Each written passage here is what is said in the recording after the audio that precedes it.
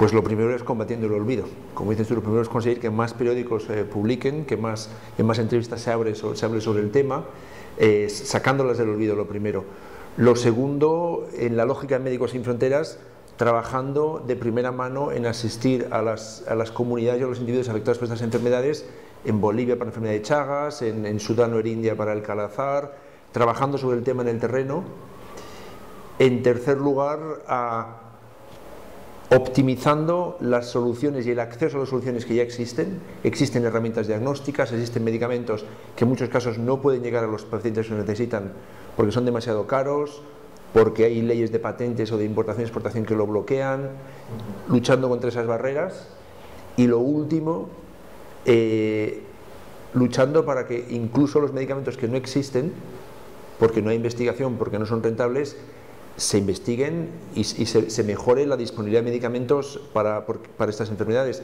Porque ten en cuenta, como son enfermedades olvidadas, una característica común a todas ellas es que los tratamientos en general son muy primitivos, son todos tratamientos desarrollados en los años 40 o los años 50, son muy tóxicos, con muchos efectos secundarios, porque no se ha investigado nunca más.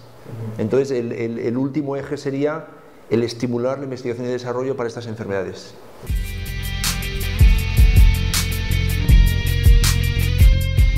No es un riesgo, creo que es una triste realidad. Creo que la politización y la militarización de la ayuda humanitaria son los aspectos más feos de una iniciativa de solidaridad humana y de un gesto bien intencionado de un sector de la población civil que a partir de en los años 80 lo humanitario era completamente desconocido.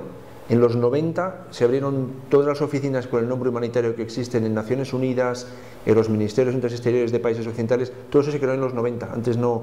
Y se creó en los 90 a raíz de la popularidad de unas cuantas intervenciones humanitarias, algunas en las que participó Médicos Sin Fronteras, los refugiados kurdos del final de la primera guerra del Golfo en el 91, la guerra y la hambruna en Somalia, dieron muchísima visibilidad y claramente se convirtió en algo muy notorio de lo que podía sacarse rendimiento político. Entonces hubo mucho más aceptación y conocimiento, pero también yo creo que murió de su propio éxito lo humanitario. Entonces se convirtió en algo manejado y manipulado por intereses políticos, económicos, compañías privadas, y los militares no fueron menos.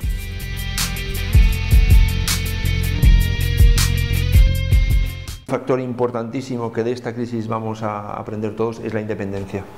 Es muy importante que las iniciativas de la sociedad civil para transformación social, ayuda a otros seres humanos, etcétera, tengan un cuidado un poco mayor de no estar financiadas exclusivamente por instituciones oficiales. Primero, porque como ha demostrado ahora, la crisis es muy frágil y depende de la situación política y financiera, pero la situación política del país.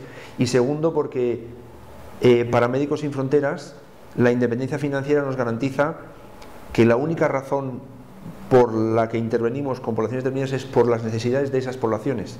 Yo creo que el pensar que como lo que hacemos es muy bien intencionado, ya tenemos la legitimidad para hacer lo que nos dé la gana de cualquier manera y sin necesidad de dar cuentas a nadie, creo que es muy equivocado.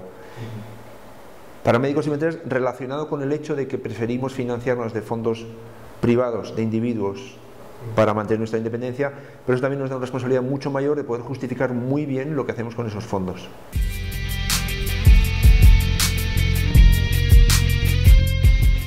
En Médicos Sin Fronteras hay 5 secciones operacionales: España, Francia, Holanda, Bélgica y Suiza. Con mucha diferencia, de estas 5 secciones, la que más se financia con fondos de nuestra propia sociedad civil somos los MSF España. Médicos Sin Fronteras España se financia en una proporción altísima de fondos de la sociedad española. Tenemos entre socios regulares y gente que nos apoya, casi medio millón de personas que nos apoyan en España, que es más que en otras secciones de Médicos Sin Fronteras en otros países. Pero lo más importante ha sido la respuesta de la sociedad española a la crisis financiera. Médicos Sin Fronteras no ha dejado de crecer aproximadamente un 10% cada año en los últimos 4 o 5 años. Si pensamos en lo que ha sucedido en España en los últimos 3 años, indica que el instinto de solidaridad de los españoles es muy fuerte.